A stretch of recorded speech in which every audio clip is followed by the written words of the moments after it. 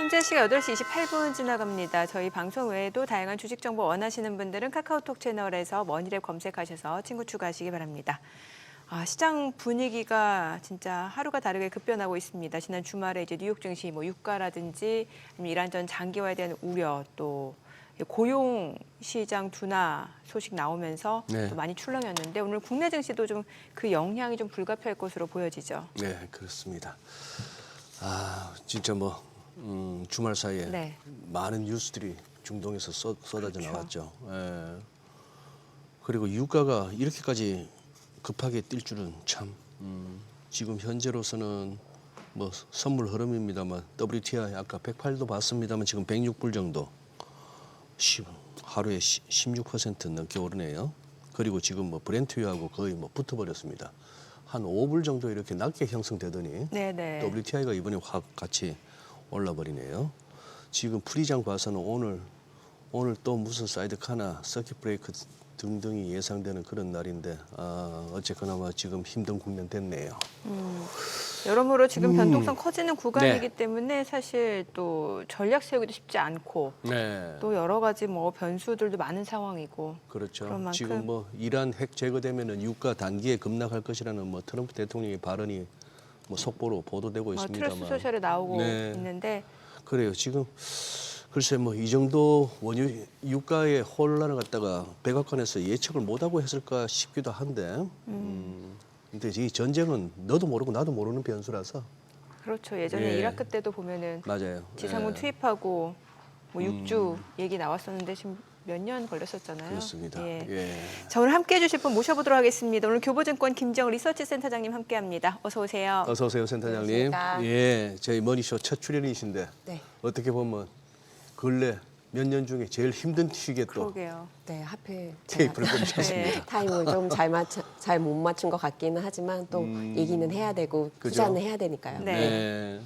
일단 리서치 센터를 이렇게 끌고 가시다 보니까 아마 작년에 아마 10월, 11월 그 무렵에 이제 2026년 전망을 내놓으셨을 테고. 네, 맞습니다. 진짜 전망이 허무하죠.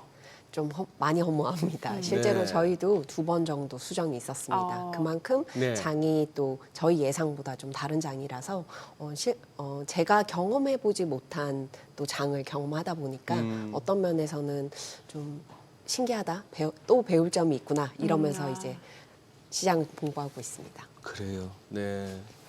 지금 어떻게 좀 3월 들어서 이 변동성 커진 장, 특히 우리가 고점 대비 한 1,300포인트나 빠지고 이런 상황이 됐습니다만 오늘도 추가 급락은 개장 초 불가피해 보이는데 어떻게 좀 뭐가 정리가 되세요? 누가 이렇게 물어보면은 시장 요즘 왜 이래요? 하면 어떻게 말씀하십니까?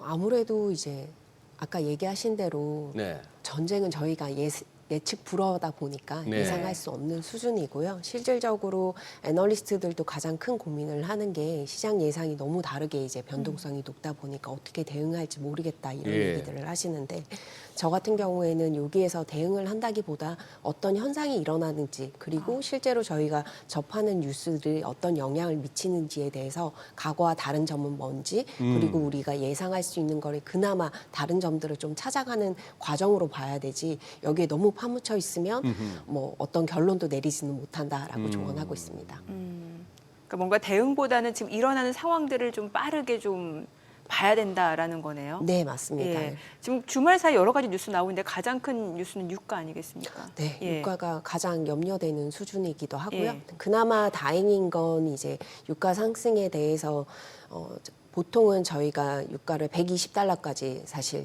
극단적인 상황까지 주말에 분석을 해보았는데 다행히 이제 반도체 수출 호조 때문에 실제로 120달러 간다 하더라도 달러 수급 불안으로 인한 이제 환율 상승이 있을 수는 있는데 수급 쪽은 좀 안정적인 편입니다.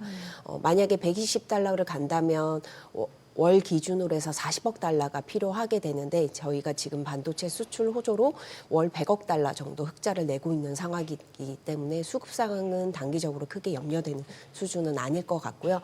다만 이제 심리적인 요인이 가장 크게 작용할 것 같습니다. 그래서 환율 상승은 저희도 1,550선까지 열어둬야 되지 않나. 1,550? 현재로서는 그렇게 분석하고 있습니다. 그래요. 지금 이제 우리 대부분의 우리 국내 투자자분들이 이제 당혹스러워하는 거는 왜 세계 증시가 충격을 받는 건 알겠는데 왜 우리만 유독 이렇게 많이 빠지냐는 거죠. 사실 처음에 변동성이 있을 때만, 조정이 있을 때만 하더라도 저희가 많이 올랐지라는 것도 있을 수 있는데요. 네네. 한국은 대표적으로 수출 국가입니다. 네. 그리고 무엇보다 이제 원유를 수입해서 뭔가 생산하거나 산업재로 많이 활용하고 있다 보니까 원유 상승, 특히 중동 지역의 원유에 대한 그 의존도가 높은 편입니다. 그러다 보니까 중동 지역이 사실 이제 리스크나 전쟁 난다라고 할 때마다 그때마다 사실 유가가 출렁일 때마다 한국이 유난히 시장이 가장 단기적으로 영향을 좀 많이 받은 편이긴 했습니다. 그리고 좀 제가 뭐 앞서간 얘기일 수는 있겠습니다만 지금 이제 이란 장기화되다 보니까 지금 사실 트럼프 대통령 같은 경우 유럽에도 이제 손길을 내민 상황인데 사실 유럽도 지금 녹록진 않은 상황이고 네. 그러다 보니까 이제 우리나라한테까지 유가를 볼모로 내밀 수 있다라는 거예요. 자, 이렇게 되면 우리나라 뭐 안보라든지 국방에 관해서도 조금 우려하시는 분들도 꽤 계시는 것 같아요. 안보랑 국방보다는 사실 저는 원유 이제 원유 쪽, 급격한 유가 쪽, 상승이 예, 예. 굉장히 큰 문제라고 생각을 하고 있고요. 다만 이제 뭐 비축일이라든지 이런 것들을 감안한다면 한국이 이제 보통 이제 국제기관에서 국제경제연구소에나 권했던 기간보다는 더 많이 보유를 하고 있습니다. 200이 넘게 이제 버틸 수 있는 기간인데 다만 얘기하신 대로 이게 장기화가 된다면 좀 문제는 커질 수 있다라고 보고 있습니다. 그래서 항상 얘기가 나왔던 게 중동 지역 의존도를 좀 낮추는 방향으로 얘기가 나오고 있고요. 실제로 정부 차원에서도 그런 노력들을 하고는 있는데 아무래도 이제 가격 단가라든지 네. 이런 이슈 때문에 속도가 좀 더딘 것도 있었습니다. 그렇게 되면 앞으로는 그런 속도들이 이제 원유 수입하는 철을 좀 다양화한다든지 그리고 뭐 태양광 전지라든지 실질적으로 관련된 이제 대체 에너지에 대한 개발이나 투자도 좀 더 활발하게 일어나지 않을까라고 보고 있습니다. 지금 코스피 200 선물이 지금 8% 마이너스. 그 선물에서는 8%가 하한가니까 지금 하한가 네. 찍혀 있는데 장 열리고 나서도 이제 보긴 봐야 되겠습니다만 자 우선 저기 뭐 그래요. 다들 이제 말씀하기가 어려웠어도 그렇지 우리가 좀 어거지로 끌어올린 게 있다 보니까 이 와중에 세게 두드려 맞는 것도 인정은 해야죠. 우리가 뭐 자꾸 이제 본질을 갖다가 자꾸 피하면 안 됩니다. 우리가 올라오는 게 너무 급했으니까 이런 거는 할 수 없는데 거기다가 비투까지 있었으니까요. 아니 그리고 우리 김지영 센터장님이 이제 금융 쪽으로 쭉 이렇게 애널리스트 활동을 해오셨으니까 이거부터 한번 여쭤보고 싶은데 주말에 미국 뉴스 중에 그 사모 신용 요새 문제가 되는데 네. 뭐 블루아울 정도까지는 그렇다 치더라도 이게 블랙록에서 펀드 환매를 갖다가 중단한다. 이거는 저는 조금 좀 느낌이 다른데요. 제가 너무 과민인가요? 사실 지난주에 이란 이제 뭐 미국 공격이 있었던 이후부터 네. 블랙록의 이제 펀드 환매 규모가 굉장히 크게 증가를 하면서 염려가 좀 존재하기는 했었습니다. 뭐 시장에서는 뉴스로 보면 이제 어떻게 보면 금융위기 전초 증상 아니냐라는 얘기도 있었는데요. 실질적으로 얘기하신 대로 이제 블랙록이 그 나가는 자금을 어떻게 보면 우선 중단시킬 정도로 네. 자금이 많이 빠르게 나가고 있다는 점에서는 시장에는 분명히 부정적인 뉴스인 건 맞습니다. 다만 워낙 이제 최근에 이란 사태들이 중동 리스크 사태가 결국에는 심리적으로 굉장히 불안감을 굉장히 조성하고 있다는 점에서 좀 극단으로 가고 있지 않을까라고 보고 있고요. 어떻게 보면 이제 그 중단했던 이유 중에 하나가 유동성이라든지 이런 걸 관리하기 위한 차원에서 또 취하는 조치일 수도 있기 때문에 우선은 조금 더 지켜봐야 될 것 같습니다. 사실 이스라엘 입장에서는 뭐 이란이 진짜 직접적인 공격 대상인 거고 그러면 미국은 결국에는 중국 때문에 이런 결정을 내렸다라는 해석이 나오는데 어떻게 보세요? 뭐 전반적으로는 아무래도 그 아마니의 얘기 나오고 있는 것들이 어느 정도는 저도 맞다라고 보고 있고요. 실제로 뭐 이란에서 뭐 운해를 지나가는데 해상을 지나가는데 중국 선박으로 바꾸고 나니까 뭐 지나갈 수 있었다 이런 얘기들이 나오고 있습니다. 어떻게 보면 이란이 사실 미국의 경제 그 규제로 인해서 사실 수출이 쉽지 않은 상황이었는데요. 아마니에 중국 쪽으로 이제 원유를 수출하고 있는 국가로 알려져 있고요. 네네. 실제로 중국에서 원유 조달하는 거에 약 15%를 이란 쪽에서 뭐 하고 있는 것으로 뉴스로도 저도 네. 읽은 적이 예. 있습니다. 그래서 그런 거를 감안한다면 장기적으로 봤을 때는 미국이 이란이다 보면 중국과의 우호 관계 속에서 어떻게 보면 중국을 견제하기 위해서 이게 발단이 시작됐다라고 보시면 될 것 같고요. 개인적으로는 개인적이라기보다는 핵이라는 그런 이벤트들도 사실 미국 입장에서 무시할 수 없는 요소였다라고 보고 있습니다. 그래요. 지금 뭘 여쭤봐야 될지도 막 지금 막 당황스러워지는데. 결국 예. 이란은 좀 장기전을 선택한 것 같아요. 왜냐하면 사실 이제 미국 입장에서는 이제 트럼프 중간 선거가 있기 때문에 이게 트럼프 입장에서는 이걸 장기적으로 끌고 가면은 이길 수가 없는 상황이고, 그러면 이란도 그걸 알기 때문에 장기전으로 가겠다라는 선택을 지금 한 거고, 그래서 모스타바 지금 이제 차기 지도자로 선출한 상황이고, 이렇게 되면은 결국에 시간이 지날수록 또 물론 전투력으로만 놓고 봤을 때는 미국이 지는 게임은 아니겠습니다만, 시간 게임으로 봤을 때는 미국이 점점 불리해질 수 있는 상황이잖아요. 유가도 그렇고. 이거 어떻게 좀 봐야 되는 걸까요? 전반적으로 당분간은 혼란이 굉장히 있을 수 있는 장일 수밖에 예. 없다라고 보고 있고요. 실질적으로 말씀하신 대로 뭐 하메네이 차남이 차기 이제 지도자로 만장일치로 선정이 됐습니다. 이 미국의 입장과는 좀 다르게 난감한 상황이라고 보고 네. 있고요. 그러다 보니까 이제 또 주말에 대규모 공격이 감행되면서 사실 당분간 지난주와는 다르게 다소 공격적인 태도가 많이 나올 수 있을 거라 보고 있고, 그러다 네. 보니까 시장에서는 미국 역시 이제 좀 더 공격적이거나 뭐 예상하지 못한 행보가 나오지 않을까라고 염려들이 미국에서도. 존재하는 것 같습니다. 공격을 좀 더 크게 단행한다든지. 근데 제가 그쪽의 전문가는 아니기 때문에 네. 센터장님. 네. 지금 이제 센터장님하고 이제 얘기 나눈 지가 뭐 한 20분 돼 가는데, 이러나 저러나 어쨌거나 사람들은 듣고 싶은 얘기를 듣고 싶어 하거든요. 네. 여기서 희망회로 한 번만 좀 돌려주시죠. 뭐 억지로라도. 아까 전에 말씀하신 것 중에 저희가 좀 급하게 오른감이 없지 네. 않다라고 얘기는 하시지만, 사실 그 바탕에는 한국이 그동안 이제 저평가 받았던 이유들이 어느 정도 해소가 되면서 기대감이 형성된 것도 분명히 있습니다.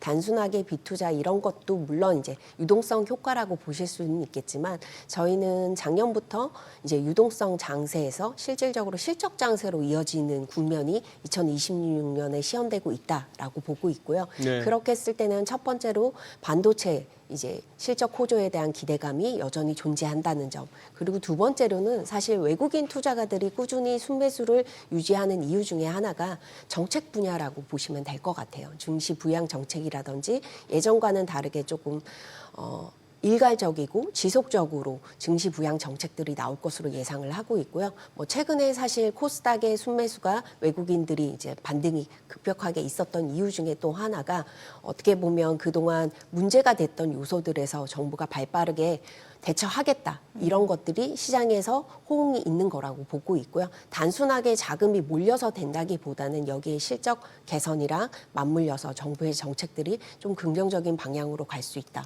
그래서 장기적으로 봤을 때는 주가는 굉장히 변동성이 높을 수는 있습니다. 하지만 저 같은 경우에는 오히려 매수 기회로 삼을 수 있는 기회도 굉장히 많이 생길 수 있다라고 우선적으로 보고 있습니다. 참 주식시장 방향에 대해서 얘기할 때 그 장기적으로라는 말이 항상 좀 애매합니다. 왜냐하면 이게 그 장기가 이제 우리 투자자분들이 바라는 장기랑 이제 그냥 흔히 말하는 장기, 이게 좀 다를 수가 있단 말이죠. 네. 이게 올해 전체적으로 조금 변동성을 좀 감안을 해야 된다, 이렇게 봐야 되는 거예요. 어떻게? 저희가 본다면 보통 장기적으로 1년, 2년, 2, 3년을 네. 얘기하는 건 아니고요. 6개월 이상을 고려하는 6개월 거라고 이상. 보시면 될 것 같고요. 실질적으로 올해 우리나라 GDP 성장률이 1분기 기준으로 이제 곧 있으면 3월 말이지만 나쁘지 않을 것으로 전망을 하고 있습니다. 다만 2분기 기준으로는 뭐 전년 동기 대비 그리고 전분기 대비 이제 하락할 것으로 예상을 하고 있는데요. 그 위에 3분기부터는 어느 정도 이제 반도체라든지 실적 기업들의 기업들의 실적이 좋아지는 거가 반영되면서 좀 호정 기제를 보이지 않을까라고 보고 있어서 사실 저희도 작년 연말에 2026년 전망을 할 때는 모두들 상고 하저를 말씀하셨는데 올해 상반기 분위기는 사실 이제 상고에서 하반기도 나쁘지 않겠다라는 분위기였었거든요. 네. 그거의 베이스가 아까 말씀드린 대로 실적에 대한 기대감이 좀 형성될 수 있다는 점이랑 그리고 머니 무브라는 이제 자산에 이제 부동산으로 가지 못하는 자금들이 이제 주식에 투자에 좀 더 적극적으로 하는 것도 있었고요. 그리고 무엇보다 뭐 예를 들어서 저평가되어 있었던 금융주들 같은 경우도 여전히 역사적으로는 저평가되어 있는 수준입니다. 그래서 예. 그런 것들 감안을 한다면 제가 봤을 때는 6월달 이후에 이제 어떻게 보면 전쟁도 어느 정도 마무리되고 방향성이 결정되지 않을까라고 보고 있어서 개인적으로 5월, 6월까지는 이제 그 밴드를 폭을 좀 좁게 형성을 하셔서 예전에 뭐 내가 2배 오르면 팔겠다라고 예, 예. 하신다면 50% 올랐으면 좀 차기 실현을 반 정도는 하셨다가 다시 그 종목을 매수하는 전략으로 접근하시는 게 저는 낫지 않을까라고 보고 있습니다. 아까 김 선생님한테 희망회로 한번 돌려주십사 했는데 제가 돌리는 희망회로는 트럼프 대통령의 가장 좀 창피할 수 있는 타코밖에 없습니다. 여기서. 그 많은 시장 참여자들이 그걸 기대하는 거잖아요. 그걸 이제 기다리는 거죠. 예. 타코를 기다리고 있는데 네네. 그러면 아마 굉장히 좀 글쎄요. 그것도 뭐 이게 원래 내 스타일이야 해버리면 그거 한데 일이 그 정도 타코가 나올 수 있는 그게 되는가 하는 거고 혹시나 지금 타코가 뭐지라고 이렇게 의문이 드신다면은 진짜 이렇게 전혀 뭐 안 살피고 안 듣고 그냥 막 주식하시는 거거든요. 그거는 또 문제가 있으신 거고. 그리고 저는 그 뉴스도 찝찝해요. 오라클이 오픈 AI하고 그 텍사스 데이터 센터 그 확장하기로 하는 거 철회했다는 거 아닙니까? 아, 네. 여기서 제가 이제 평소에 갖고 있던 의문, 항상 12개월 추정 실적 가지고 추정 PER로 이제 시장 밸류에이션을 갖다 측정을 하는데 추정이 저런 식으로 다 무너지기 시작하면 어떻게 되는 거죠, 이거? 그러면 이게 이제 장 빠지니까 무슨 뭐 삼성전자 150조 이익 나네, 200조 나네 이 소리가 이제 쑥 들어갔습니다. 이게 뭐 이 업계의 속성이기도 합니다만, 아니, 저는 이게 만약에 뭐 저것도 하나의 바퀴벌레예요. 전부 데이터 센터 뭐 짓겠다고 했고 거기다가 우리가 뭐 HBM이 됐건 메모리가 됐건 갖다 공급할 것 같으면 이 얘기인데 그게 지금 좀 흔들리지 않습니까? 어떻게 보십니까? 현재로서는 이란 사태 때문에 모든 게 흔들린다라고 이란 사태 보시면 될 때문에? 것 같고요. 실제로 AI 투자 쪽은 사실 거품론이 작년에도 있기는 했지만 올해 들어서는 본격적으로 미국이 제대로 우선 물량 확보하겠다라는 측면이 컸기 때문에 반도체 시장이 좋았었던 걸로 제가 알고 있거든요. 네. 근데 다만 이제 오라클의 그런 결정에 대해서는 사실 저도 체크했던 점입니다. 왜냐하면 뭐 얘기하신 대로 아까 전 펀드 환매라든지 이런 이슈들이 어쨌거나 그 전쟁이 좀 장기화될 수 있고 무엇보다 유가 불안세가 계속적으로 지속될 수 있다라는 예. 예상치가 작용한 거라고 보고 있거든요. 다만 AI 투자 쪽은 사실 전문가들 의견을 제가 들어보면 우선은 미국 입장에서는 선제적으로 확보하겠다. 물량으로 공세하다 보니까 무조건 그냥 투자한다. 그래서 삼성전자가 150조, 200조 수익 얘기가 나왔던 거고요. 다만 이제 그 다음에는 무슨 얘기가 나올 것이냐. 27년도부터는 얘기를 했을 때는 실제로 반도체 전문가들은 아마 계속 물량 공세를 할 수는 없을 거다. 돈이 계속 들기 때문에 네. 어느 정도 미국이 예. 확보한 이후에는 효율성을 얘기할 거다라고 얘기가 나왔습니다. 그래서 효율성이란 건 결국 뭐면 어느 정도 투자했을 때 가장 이제 가격 효율성을 가치를 높일 수 있느냐 이런 것들을 고민해 볼 거라고 생각을 하고 있고요. 그렇게 했을 때는 이제 사실 오라클 입장에서는 확장 철회라는 게 이제 뭐 사실 큰 결정이긴 하죠. 다른 한편으로는 우리는 조금 지금 꼭 이란 사태라기보다는 전반적으로 효율적인 거를 고려하면서 가겠다라는 이제 저는 시발점이라 보고 있지 단순히 이거를 우린 다 접겠다 이렇게 보고 있지는 않습니다. 실제로 뭐 AI라든지 저희가 가는 방향성에 대해서는 어느 정도는 저는 정해졌다라고 보고 있거든요. 로봇이라든지 이런 것들을 감안한다면 결국에는 추진되는 속도의 문제일 뿐이다. 그래서 개인적으로는 저 같은 경우에는 이런 이란 사태도 이 속도를 좀 지연시키는 이벤트라고 보고는 있습니다. 물론 아까 얘기하신 대로 이라크 전쟁만 하더라도 6주 걸린다 하던 게 몇 년을 갔다. 사실 어떻게 될지는 아무도 모르기는 예. 합니다. 하지만 저 같은 경우 예전에 비해서는 사실 뭐 군사력이나 이런 것들 감안하면 굉장히 빨라지긴 했잖아요. 사실 전쟁 예. 양상도 좀 다르긴 하죠. 네, 지금은. 굉장히 예. 다릅니다. 그래서 그런 것들을 감안한다면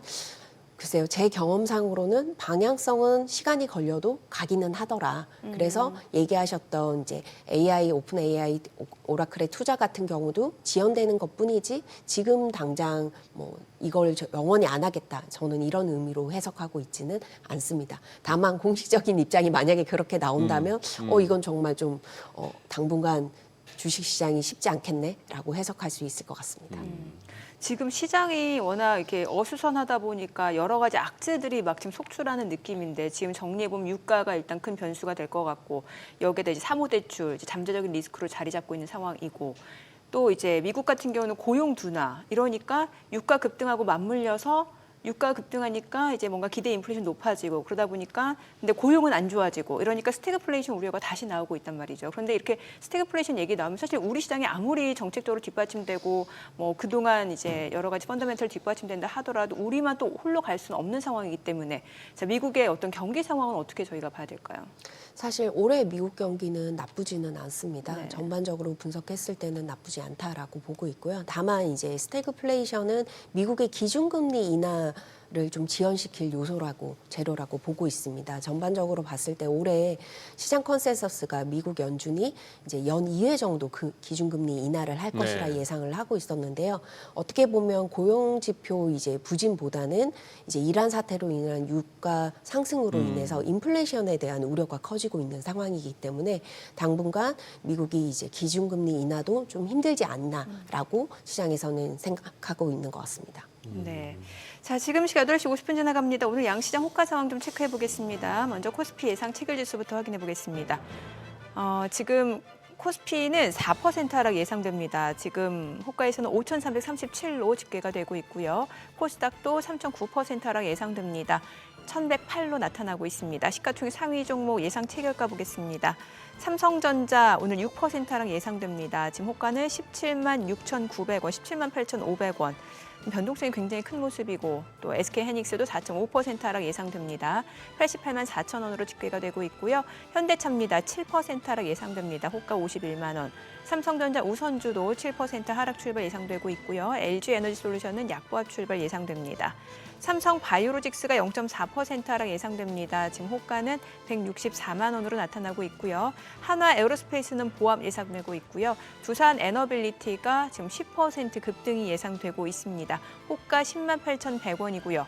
SK스퀘어가 7.9% 하락 예상되고 있고 기아 호가는 16만 1,000원으로 3.5% 하락 출발 예상되고 있습니다.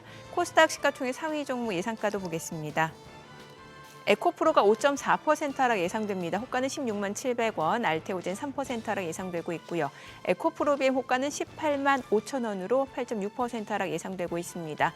삼천당작 예상 체결가 70만 원이네요. 레인보로보틱스도 8%대의 하락 예상되고 있고 ABL바이오가 2.7% 하락 예상됩니다. 호가는 18만 5천 원, 코오롱티슈진 1.7% 하락 예상되고 있고요. 리노공업 호가 12만 원으로 5%대 약세 출발 예상됩니다. 리가캠바이오, HLB 모두 하락 출발 예상되고 있습니다. 자, 이제 개장까지 한 7분가량 남은 상황에서 자, 오늘 양시장 하락 출발 예상되고 있는 모습이고 이 가운데 아무래도 유가 급등에 따라서 이제 오히려 뭐 원전주라든지 가스전과 관련된 종목들 강세가 좀 예상되고 있는 모습이고요. 유틸리티 섹터 상승이 좀 예상되고 있는 모습이네요. 방산주는 여전히 강하고요. 방산주는 지금 하나 에어로스페이스 같은 경우는 지금 강보합권 예상되고 있고 사실 뭐 지금 호가는 호가다 보니까 다만 이제 오늘같이 하락이 예상되는 분위기에서 굉장히 선전하는 모습인 거죠. 필라델피아 반도체 지수가 지난 주말에 한 거의 4% 가까이 빠졌는데 네. 지금 우리 반도체 소부장 쪽은 어때요? 소부장 쪽까지요. 뭐. 지금 소부장 쪽은 한번 최근에 볼게요. 좋았던 한미 반도체 같은 경우는 한번 볼게요. 지금 소고장 같은 경우는 지금 한 9% 가량 좀 하락 출발 예상됩니다. 예, 근데 그동안 또 많이 올랐기 때문에 네. 글쎄요. 예. 이게 오늘 같은 경우에 오후로 뒤로 갈수록 이렇게 아래 꼬리가 달리면서 좀 낙폭이 줄어드느냐 아니면 오후로 갈수록 낙폭이 커지느냐가 중요한 것 같아요. 그렇죠. 그게 그래요? 이제 심리를 반영하기 때문에 아무래도 통상 지금까지는 이렇게 급락이 나오면 이제 저가 매수가 들어오든지 하는 그런 흐름이 보이면서 낙폭을 줄이는 아래 꼬리 이제 일봉이 많았었는데 이제 그런 측면에서 한번 봐야 될 것 같고 아까 또 희망회로 중에 제가 또 갖고 있는 희망회로 중에 하나가 외국인들이 최근에 뭐 현물, 선물, 옵션에서도 콜 팔고 푸스하고 해서 완전히 이거는 뭐 해지도 아닌 하방적으로 일방적으로 하더라고요. 특히 지난 주말 같은 경우는 이게 이번 주 그냥 목요일 날 더군다나 3월이다 보니까 좀 묵직한 만기일인데 그거 앞두고 한번 짧게 하방으로 해먹으려는 정도라면은 다행이고 그게 아니고 진짜 이게 이건 뭐 한국 좀 비우겠다라고 나올 것 같으면 좀 심각하다고 보이는 그것도 하나의 희망회로입니다. 만약에 단기적인 어떤 그런 플레이라면은 그런 상황이고 이 와중에 이제 자꾸 그나마 이제 미국이 좀 버텨주는지 바깥이 버텨줘야 되는데 고용 지표는 어떻게 보셨어요, 저기 센터장님? 좀 그것도 좀 너무 노이즈가 심해요. 왔다 갔다 변동성이 미국 지표도 어제 막 줄었지 않습니까? 네. 마이너스까지. 실질적으로 미고용 지표가 사실 이제 우리나라 지표 대비해서는 저는 개인적으로 조금 정확도가 떨어진다라고 가끔 느낄 좀 때도 믿기 있는데요. 어렵죠. 네, 왜냐하면 이제 그 통계를 측정하는 방식이 예. 그게 맞나라는 생각을 아직까지도 하고 있어서 예. 근데 다만 이제 고용 지표 부진 같은 경우에는 이제 뭐 레버리지 곡선 정상화 국면에 좀 들어서기는 했습니다. 저희가 주말에 사실 워낙 뉴스들이 많다 보니까 리서치 센터도 내부적으로 이제 경제 담당, 채권 담당, 이제 각각 업종별 담당이 예. 의견을 좀 줬으면 좋겠다 해서 저희가 어떻게 보면 카톡상에 그 회의를 했었는데요. 아직까지는 미고용 시장이 이제 정상화 국면, 초입 국면이긴 한데 물론 다시 비정상 국면으로 갈 수도 있습니다. 근데 예. 고용 부분에 있어서는 아까 전에 말씀드렸던 물가는 사실 바로 반영될 수 있습니다. 네. 하지만 고용 부분은 조금 시간차를 두고서 반영되는 거기 때문에 아직까지는 뭐 경제 담당자들이나 이렇게 분석하시는 분들 얘기로는 조금 그래도 고용 지표가 이번 걸로 그렇게 일희비할 필요는 없다라고 얘기를 하고 있습니다. 아, 그래요.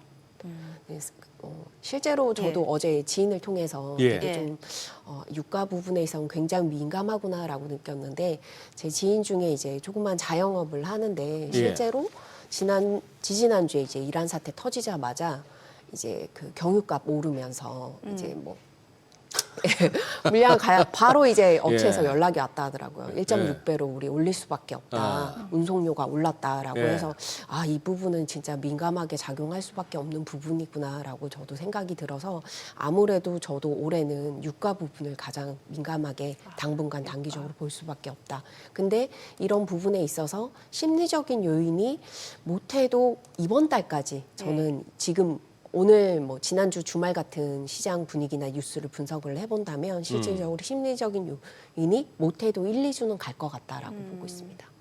아, 이 유가에 대해서도 지금 여러 가지 해석이 나오는 게 사실 진짜 말씀 주신 대로 결국에는 유가가 지금 가장 큰 변수가 될 것 같은데 그 유가 저희 예전에 공부할 때 그 콘덴거 백워데이션 이게 다시 얘기가 나오는 게 그 유가 선물에 대해서 선물이 더 낮으면 그 백워데이션이라고 하잖아요. 그러니까. 그런데 지금 이런 상황에서는 오히려 이게 선물이 더 낮으니까 앞으로 유가가 지금이 정점이다 이렇게 보는 시각도 있지만 그게 아니라 지금 워낙 긴박하게 돌아가니까 이렇게 사려는 수요가 많아서 그래서 지금 백워데이션 현상이 나타난 거지 결국에는 조금 더 유가가 상승할 가능성이 더 있다 이렇게 보는 시각도 있어서 장기화 된다면 그럴 수는 있죠. 네.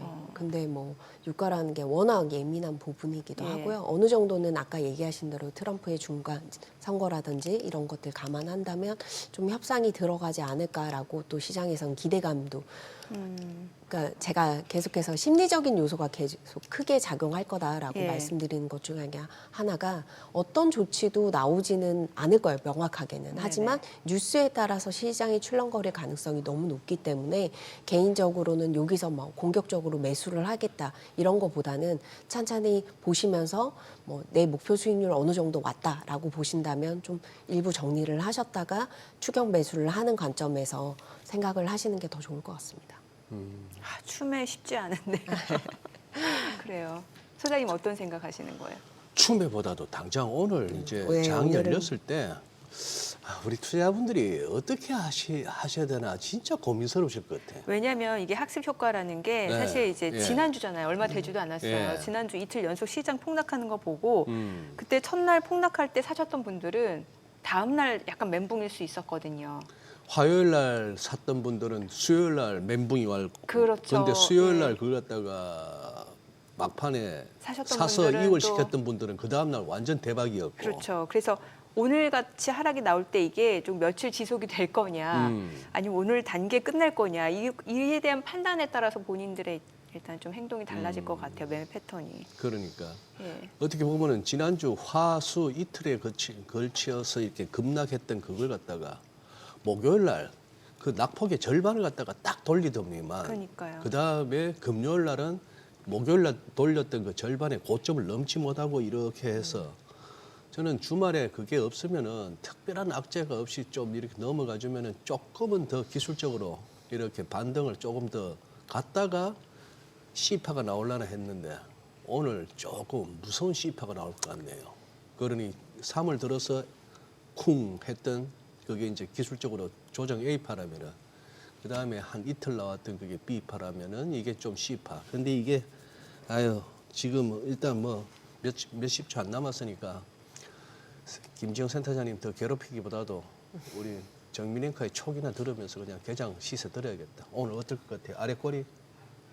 저는 말을 아끼겠습니다. 말을 아끼겠다? 예. 일단 예. 변동성이 워낙 크다라는 건 좀 명확한 사실일 것 같고, 음. 자, 오늘 국내 증시 흐름 확인해 보도록 하겠습니다. 오늘 국내 증시 개장합니다.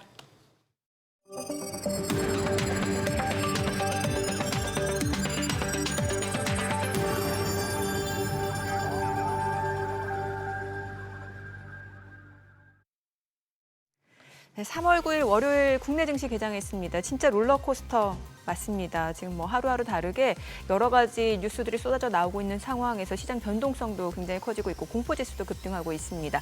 그만큼 시장 참여자들 사이에서 팽팽한 긴장감, 경계 심리 커지고 있다라는 얘기가 될 것 같고, 다만 이제 이런 시장에서 전략 세우기보다는 정말 돌아가는 뉴스에 따라서 좀 흐름을 보면서 또 때로는 쉬는 것도 현명한 투자 방법이 될 수 있다라는 생각마저 들게 하는 시점인 것 같은데, 오늘 양시장 출발 지수 보겠습니다. 코스피가 5.7% 떨어집니다. 5,265, 코스닥도 5% 하락합니다.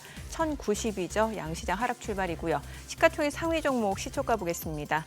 삼성전자가 7% 떨어집니다. 지금 현재 17만 3,600원, 그리고 SK하이닉스도 7% 하락합니다. 85만 2천 원이고, 현대차가 9% 떨어집니다. 50만 2천 원, 삼성전자 우선주도 8% 내림세 11만 7,150원, LG 에너지솔루션도 4.9%, 5%대 하락입니다.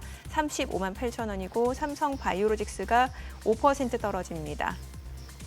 155만 2천 원, 하나 에어로스페이스가 1.9% 상승합니다. 151만 원이고요.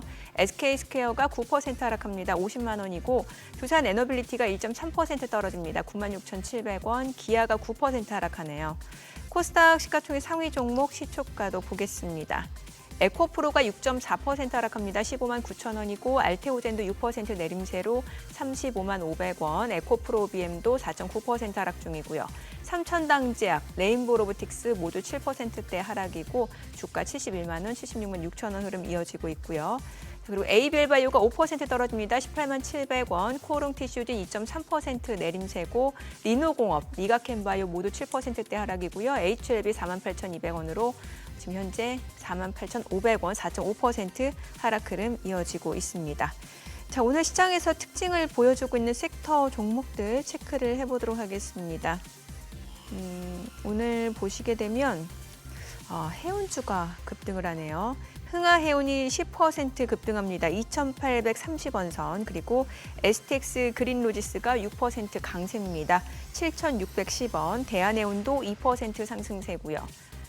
HMM도 1.4% 올라갑니다. KSS 해운도 3% 상승 흐름 보여주고 있습니다.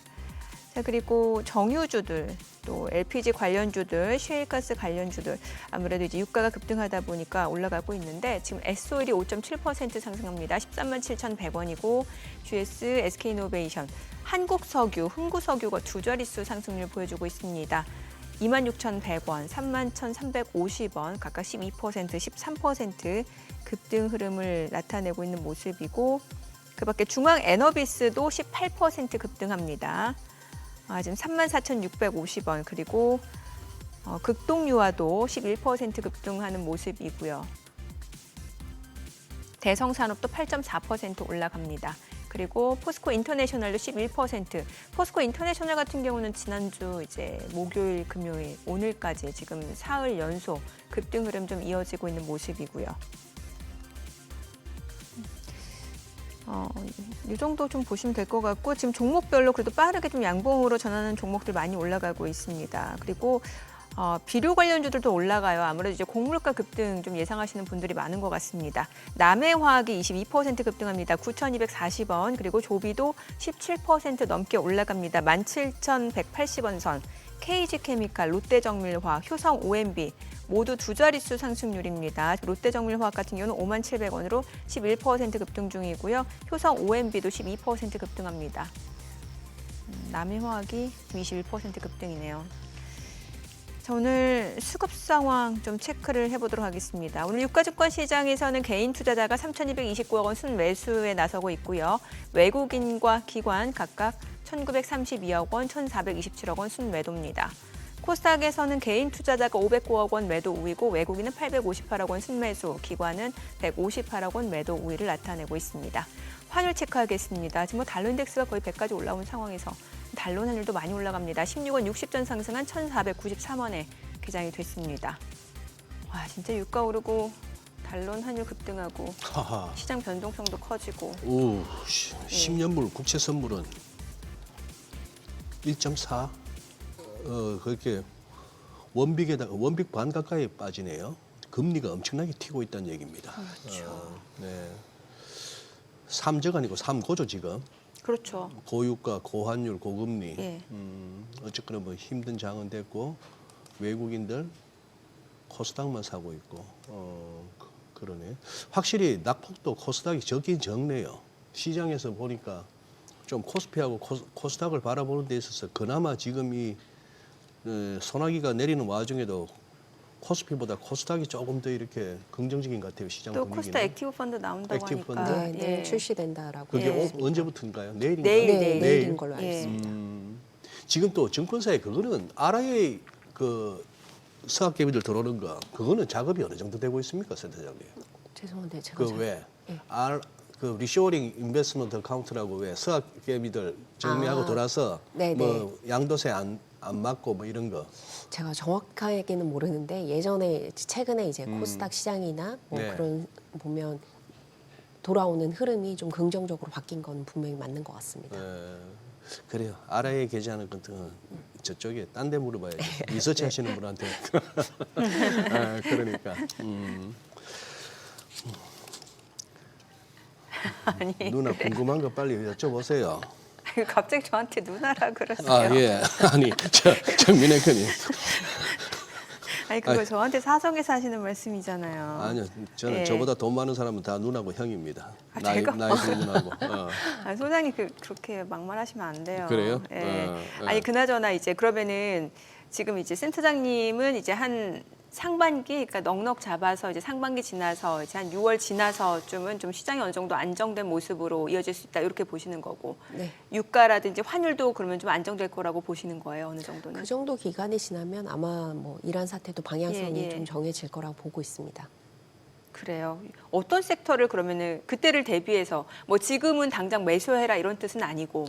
예, 제가 예. 아까 전에 추경 매수라고 예, 예. 하기는 했는데 지금 예. 당장 추경 매수를 하라는 건 아니고요. 예, 예. 실질적으로 지금은 좀 시장에 대해서 그 방어적인 부분으로 가시는 게 더 맞지 않나라고 보고 있습니다. 방어적으로. 예, 뭐 지난주에도 대표적으로 은행주, 금융주라든지 방어주들이 좀 주가 흐름이 좋았었는데요. 네. 실질적으로 아직 밸류에이션 매력도라든지 그리고 배당에 대한 투자에 대한 뭐 정부 정책에 대한 기대감도 작용할 수 있기 때문에 당분간은 좀 방어주 측면에서 접근하시는 게 저는 맞다라고 보고 있습니다. 금융주도 조금 더 구체적으로 들어가면 증권, 보험, 은행 이렇게 있잖아요. 원래는 네. 올해는 단연코 증권이었다가 네. 지금 현재 우선순위는 은행, 보험, 은행, 증권, 보험이라고 은행, 보시면 될 증권, 것 보험. 예. 됩니다. 이유는요? 은행 같은 경우에는 이제 배당과 관련해서 이제 주주 환원율 자체가 올라갈 수 있고요. 정부가 이제 자사주 뭐 의무 소각 얘기도 나오고는 있지만 네. 뭐 전반적으로 뭐 일본의 이제 밸류업 정책이라든지 이런 것들을 흐름을 살펴본다면 금융주가 꾸준하게 그 정책들을 이어갈 수 있는 몇 안 되는 업종이다라고 네. 보고 있습니다. 그리고 실제로 25년 실적 발표하면서 대부분의 이제 금융 지주사들이 주주 환원에 대한 정책도 발표했는데요. 예전보다 적극성도 띄고 있다는 점에서 뭐 개인적으로는 지속 가능성이 좀 높다라고 보고 있습니다. 그래요. 자, 우리 개인 투자분들이 또 가장 많이 갖고 있는 종목 중 하나인 삼성전자, SK하이닉스 이쪽은 어떻게 보세요? 사실 이제 반도체 쪽 같은 경우는 최근에 뭐 여러 가지 약간 안 좋은 뉴스 나오곤 있습니다만 그래도 뭐 AI 산업이 계속해서 이어진다라고 하면은 메모리 수요는 뭐 계속 이어질 수밖에 없는 거고 그러면 또 지나고 보면은 또 지금이 어쩌면은 분할 매수 구간이었을 수도 있다라는 생각도 할 수 있을 것 같고 어떻게 보시나요? 여전히 비싸다는 의견도 있어서요. 네, 하지만 전반적으로 반도체 뭐 얘기하신 대로 네. 사실 올해 우리나라 코스피 시장의 이제 상승을 이끌었던 거는 반도체 관련주들이었거든요. 그리고 예. 반도체 관련된 실적에 대한 기대감이 컸기 때문에 뭐 아까 얘기하셨던 오라클의 이제 뭐 데이터 센터 투자 철회 이런 거 얘기가 뉴스가 많아진다면 문제겠지만 전반적으로 이제 AI라든지 로봇이라든지 큰 흐름 속에서 반도체가 꼭 필요한 부분이긴 합니다. 그래서 그런 것들 감안한다면 여전히 외국인들도 그렇고 국내 투자가들한테 삼성전자와 SK하이닉스는 굉장히 매력적인 투자 종목이 될 거라고 생각을 하고 있고요. 사실 반도체라는 게 저도 이제 어떻게 보면 우리나라 가장 많이 이끄는 시가총액 비중이 높음에도 불구하고 구체적인 거에 대해서 분석을 하는 건 사실 센터장이 된 이유인 것 같습니다. 예. 그래서 실질적으로 작년에 제가 우연찮게 뭐 전자와 하이닉스 이제 관계자 분들을 뵀었는데 왜 이렇게 반도체가 이제 경기 민감주냐라고 여쭤보니까 굉장히 한 달 주문하고 재고 쌓이면 그 다음 달 주문은 없다 이렇게 표현을 또 하시더라고요. 진짜 경기 예. 경기 그래서 민감이네요. 사실 기억하실지 모르겠지만 작년에 이제 저희 공매도 재게 될 때 실질적으로 경기 호전된다 할 때 뭐 방산주들은 이제 나쁘지 않았는데 반도체는 이제부터 바닥이라고 하는데 주가가 빠졌었거든요. 네. 그런 이유 중에 하나가 정말 경기 민감주라서 그런 것 같다. 제가 이렇게 그렇게 대답을 해드린 적이 있기는 한데 예. 개인적으로는 시장의 전체적인 방향성이 제가 크게 흔들리지는 않는다고 처음에 말씀드렸는데 AI라든지 이런 투자에 대해서 전 전쟁과 다르게 미국이 어느 정도 투자는 지속할 수밖에 없다. 왜냐하면 패권을 자기네가 우선순위로 갖고 가려면 우선 선점을 해야 된다라는 예. 어떻게 보면 단순하게 그리는 그림에서는 저는 계속해서 IT 쪽에 반도체주들은 좋을 수 있다라고 보고 있습니다. 그래요. 우리가 확실히 어떤 유동성 측면에서는 아직까지는 두텁네요. 지금 보니까 우리 낙폭을 좀 줄이고 있는 편인데 일본은 지금 계속 꼬로박고 있습니다. 지금 이제 5%가 넘네요. 니케이 낙폭이. 우리가 최근 들어서 일본 뭐 같이 빠지고 같이 오른다고 봤을 때 일본보다 이렇게 선방하는 모습은 처음입니다. 최근 들어서는. 금값 좀 여쭤보고 싶어요. 원래 예전에는 그 전쟁 이슈 하면은 이제 안전자산으로 금값 올라가는 현상이 있었는데 오히려 지금 보니까 아무래도 이제 뭐 스태그플레이션 얘기 나오고 실질 금리 올라가다 보니까 원래 금리하고 금하고 반대로 움직이니까. 네, 맞습니다. 그러니까 금값이 또 떨어지고 어떻게 봐야 돼요? 금 자산은. 원래는 이론적으로는 이런 지정학적 리스크가 발생하면 금값이 오르는 게 맞습니다. 맞아, 예, 예. 근데 현재로서는 워낙 이제 시장에 뭐 그 변동성이라든지 이런 거에 염려들이 좀 크다 보니까 금이 안 통하는 건 금리 인상에 대한 경계감이 커졌기 때문이다라고 보시면 되고요. 그거는 반복되는 얘기지만 유가가 상승하면서 이게 장기적으로 계속적으로 상승세를 유지하면 실질적으로 물가가 다시 상승하고 그렇게 되면 금리 인하보다는 인상을 해야 그렇죠. 되다 보니까 사실 금값도 좀 지지부진한 모습을 보이고 있고요. 어떻게 보면 이제 공포가 좀 극단화될 때 유동성을 확보하는 차원도 있습니다. 그래서 그런 부분들이 금 선물이나 이런 가격들을 좀 마이너스 수익률로 만들지 않았나라고 보고 있습니다. 그러니까요. 예. 어디 금뿐입니까? 은도 마찬가지인데 지난번에 한 30 몇 프로, 한 거의 40% 가까이 한 부러진 날이 하루 나왔지만 그러면 이거는 뭐 AI 시대가 된들 태양계가 아닌 안드로메다건 간에 이렇게 올라가는 거는 아닌 것 같아요. 그거는 결국 탈이 나는 것 같아요. 은도 그때 보니까 뭐 별소리를 다 하면서 갖다 붙였습니다만 결국 포모였고 투기였어요. 은도 보니까. 예. 아유. 네. 질문을 하셔야죠. 아니 자꾸 시세를 보니까 이렇게 되네. 어떤 사람이 시세를 보니까 예. 머리가 하얘지네요. 어떤 시세를 보시는 지금 거예요? 뭐야 이거 6%가 돼가네. 아, 코스피요. 지수가 마이너스 예, 6%에 육박하고. 이게 지금 이제 SK하이닉스, 삼성전자가 낙폭이 축소되기보다는 좀 커져 있는 상황이고 지금 보면은 정유주들, 뭐 방산주들 정유주도 빠져요? 아니 올라간다고요. 정유주하고 예, 방산주가 예. 올라가고 네. 그리고 뭐 일부 조선주들도 올라가요. 오늘 이제 삼성중공업, 하나오션 올라가고 해운주들 올라가다 보니까 지금 뭔가 반도체 낙폭을 좀 상쇄시키는 역할을 하긴 합니다만 워낙 또 반도체 비중이 크잖아요. 네. 그러다 보니까 전체적으로 시장 지수는 많이 떨어지고 있는 모습이고 예, 그리고 우리 개인 투자분들이 많이 사고는 있습니다. 지금 이미 1조 원 넘게 순매수를 하고 있고 외국인을 지금 5,800억 원가량 매도 우위를 나타내고 있는 상황이고요. 그렇습니다. 예. 사실 내일 이제 코스닥 그 액티브 펀드 네. 이 부분을 생각한다면 이제 코스닥 쪽 자금 유입도 좀 기대를 해볼 만한 상황인데 이것도 사실 심리적으로 어느 정도 좀 안정이 돼야 되는데 네. 지금 투자 심리 자체가 좀 많이 약간 위축되어 있고 좀 지켜보자 이런 심리 때문에 글쎄요 좀 이것도 참 예측이 쉽지 않을 것 같습니다. 하지만 뭐 코스닥 옥석 가리기 시초라고 저는 보고 있고요. 옥석 가리기 시초요? 네, 예. 왜냐하면 이제 정부 정책에 대한 기대감으로 사실 외국인들이 코스닥을 굉장히 순매수를 많이 한 것으로 알고 있습니다. 예. 그리고 제가 아까 말씀드린 대로 코스피가 오르는 과정에서는 뭐 실적 개선의 기대감 이런 것도 유동성 효과도 있었지만 정부 정책에 대한 기대감도 빠질 수는 없었거든요. 네. 그래서 그 부분이 코스닥에 대해서도 좀 긍정적인 요소로 작용하지 않을까라고 보고는 있습니다.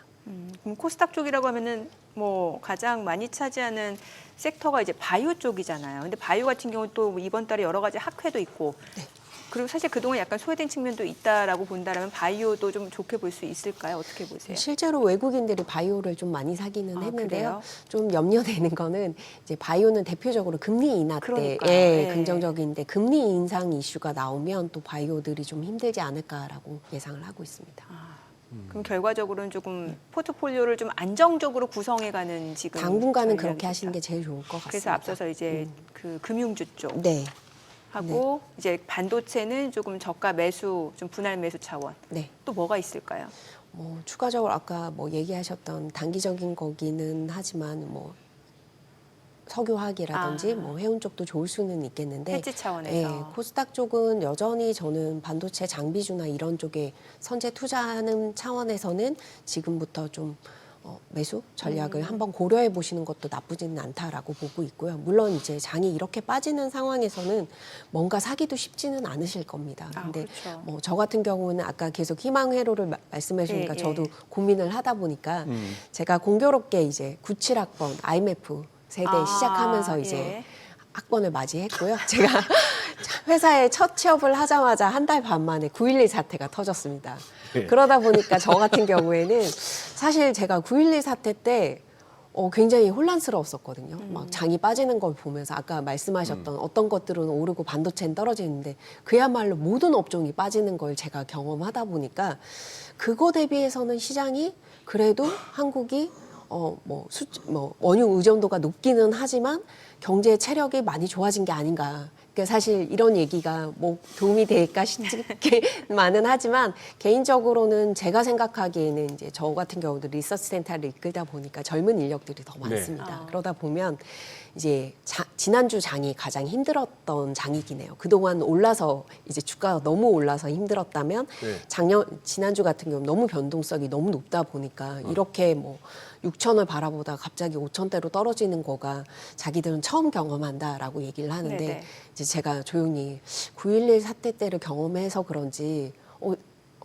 나는 괜찮다 이거는 아니지만 네. 지켜보다 보면 이것 또한 지나간다. 근데 다만 고통스럽지 않다라고는 내가 표현할 수는 없겠다. 근데 이런 상황에서 우리가 분석할 수 있는 거는 이제 어떤 뉴스들이 영향을 주고 이런 것들이 뉴스가 아니다라고 밝혔을 때 어느 정도 반등이 있는지 그만큼 시장이 예전에 비해서 정말 체력이 좋아졌는지 네. 이런 것들에 대해서는 아마 지켜볼 필요는 있는 것 같다. 그래서 실제로 신입사원들을 제가 또 공교롭게 지난주에 받았는데 제가 수요일하고 목요일 날 경제 뉴스는 신문은 다 처음부터 끝까지 보라고 얘기를 했습니다. 이런 장은 너희들이 아마 당분간은 경험하지 못할 것이다 라고 얘기를 했었기 때문에 그런 것들이 당분간. 그렇습니다.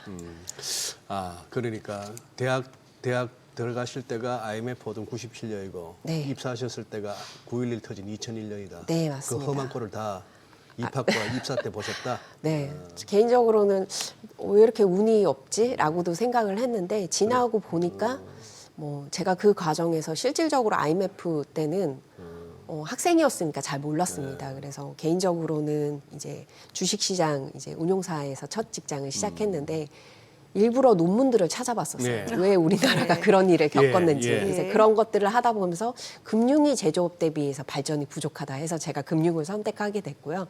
9.11 사태 때는 저는 정말 전쟁이 나는 줄 알았습니다. 세계 3차 대전이 나는 분위기였기 때문에 그런 분위기 속에서 이제 개인적으로는 처음에는 정말 영화 같은 장면이었거든요. 저희 그 당시에 이제 블룸버그 뉴스라든지 다 TV가 있다 보니까. 근데 삼성전자가 정확히 뭐 반토막 나는 것도 저는 구경을 했었고요. 구경이라기보다는 이제 보면서 매니저분들이랑 같이 이 상황에 대해서 어떻게 해야 될지 우왕좌왕도 사실 했습니다. 근데 지나고 보니까 이렇게 버틸 수 있고 어떻게 보면 경쟁력을 갖추고 거기에 대비하고 그래서 제가 느끼는 지난 26년의 여의도는 개인적으로는 긍정적인 부분이 더 컸다. 그리고 긍정적인 상황이 결국엔 이기더라.